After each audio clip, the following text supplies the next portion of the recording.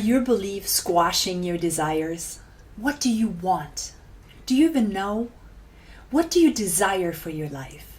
Many people don't even ask because they have a subconscious and pre-emptive belief that they aren't going to get it anyway. So they don't ask, and they don't get, and they go without. They're sitting at the banquet table believing that the food is for other people, and they go hungry, and that's not okay. You don't have to be heavily into metaphysics to know that what you can believe, you can achieve. Even our grandparents were already familiar with that concept. You don't have to know a thing about the law of attraction to know that when you believe that you are a winner, you'll win. Unfortunately, it's also true that when you believe that you won't make it, you also get to be right. So why don't people just believe that they're winners? Why would anybody want to believe that they're a loser? There appears to be a gremlin in the works somewhere. When people first learned of the law of attraction, people were very excited. It's a thrilling thought that you could be, do, and have anything you want. Suddenly the possibilities were endless and the only limit was the imagination.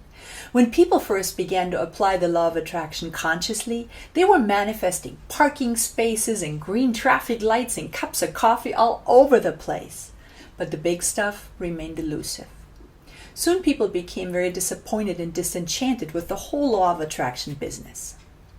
They had created vision boards with $1,000,000 notes taped to them. They had envisioned mansions and sports cars and untold adventures, and none of it showed up. The only little thing that nobody had mentioned was that none of it could come to you if underneath it all you didn't really believe that you could have it. The law of attraction is not there to convince you that against all odds you could have something you don't believe you can have. In fact, the law of attraction's only job is to reflect back to you exactly as you believe. So when you are taping that $1,000,000 bill to your vision board while at the same time you feel a stab of fear about your finances, the law of attraction will bring you more fear about your finances because that's what you really believe. But all is not lost. That stab of fear in your gut tells you something extremely valuable. It tells you that you're holding a pre-emptive belief about money. As long as you hold on to that belief, you cannot improve your lot. So you really, really want to know whether or not you're holding such a belief, right? What other limiting beliefs are you harboring? Look around you. Every condition in your life, whether good or bad, is a reflection of what you believe. Are you lonely? Are you not as successful as you would like to be? Do you feel that there should be more to life, but it's just not showing up? Every condition that you're not happy with lets you know where you are cutting yourself short. So how can you turn it around? How can you change your limiting beliefs and have the things that you desire in your life? By realizing that your desires are not frivolous. They didn't just pop up willy-nilly out of your head.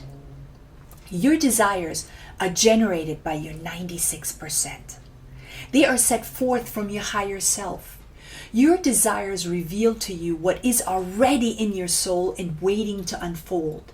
It's as if an acorn were dreaming to be a mighty oak, believing that such a thing is silly flights of fancy, when in reality that oak tree is the acorn's destiny.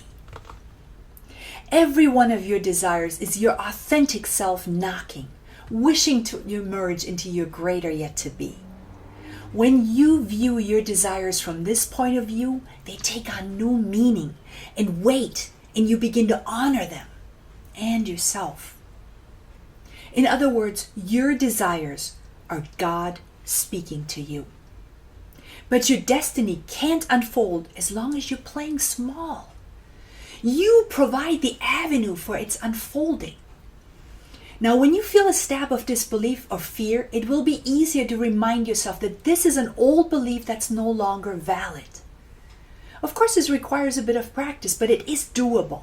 And you will get the hang of it simply because it is a part of your natural being. You're not going against the tide here. You're not trying to believe in pink elephants. You're simply correcting an erroneous belief and aligning with what was true for you in the first place. So now what is it you want? Listen within. Listen for your deepest desires and know they are evidence of what is already true for you in the invisible. It is your inner oak tree trying to emerge. Listen and become more of who you were already meant to be. Your authentic self.